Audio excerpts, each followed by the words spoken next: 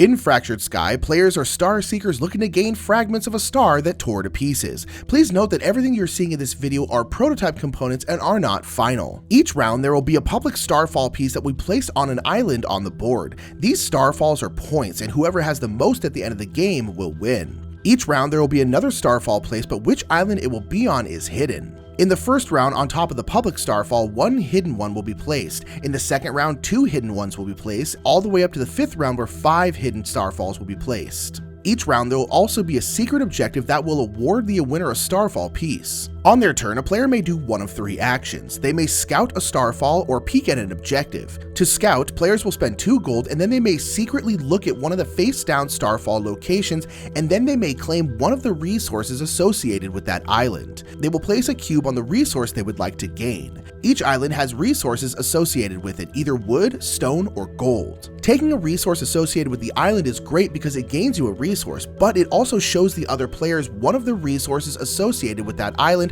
which narrows down where the Starfall will land at the end of the round. For example, if you scouted and saw that the Starfall is going to land on the Molten Moor and then place your cube on the stone space to gain stone, all the players now know that the Starfall can't be placed at the Peaceful Plains, the Woeful Wetlands, the Dreadful Desert, or the Sinister Spires, as none of those locations have stone. By turning in any 2 resources, a player can instead peek at an objective. They may choose one of the 5 objectives and peek at what it is. Only one objective is revealed and scored each round, so players may choose to look at this round's objective or a later round to try and get ahead. The next action a player may do is to create a building or skimmer. You can build a market for 2 wood and 1 gold, or a fortress for 3 stone. You will place these on empty hexagonal spaces in between islands, and these symbols and lines show how many islands that space is adjacent to. At the end of the round, markets will gain you an extra resource from adjacent islands where you have an airship, and a fortress will give you 1 extra power on an adjacent island where you have an airship. For 1 stone and 1 wood, you may build a skimmer and place it on any island on the board.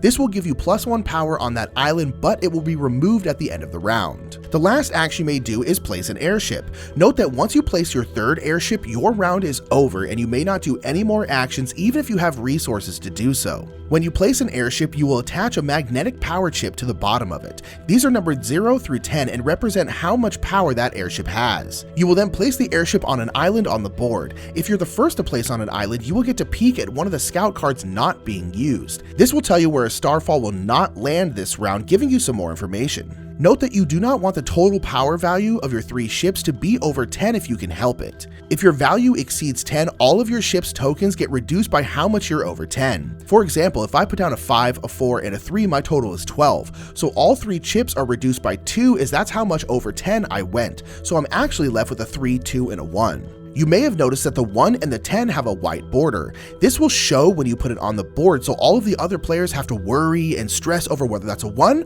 or whether that's a 10. Once you have placed your last airship, you will immediately choose your turn order for the end of the round and the next round. Note that if you choose to go 3rd, you will gain a gold. Once all players have placed all 3 ships, the round is over. The hidden Starfall locations are revealed and a Starfall is placed there. Then the objective is revealed and resolved with the winner gaining a Starfall. Then all players reveal their power chips and you go island by island and resolve them, with ties being broken by the turn order. If there's a Starfall on the island, whoever has the highest power there will gain the Starfall. 2nd place will gain the resources on the island, and 3rd place will get one of the resources. Keep in mind that skimmers and adjacent fortresses add +1 power, and adjacent markets gain you an extra resource. On islands without a Starfall, 1st place gets both resources, 2nd place gets one of the resources, and 3rd place gets nothing. Then players will take back all of their ships and chips, a new public Starfall location is revealed, and the scout cards are shuffled and new secret Starfall locations are placed face down. And at the end of 5 rounds, the player with the most Starfall pieces wins.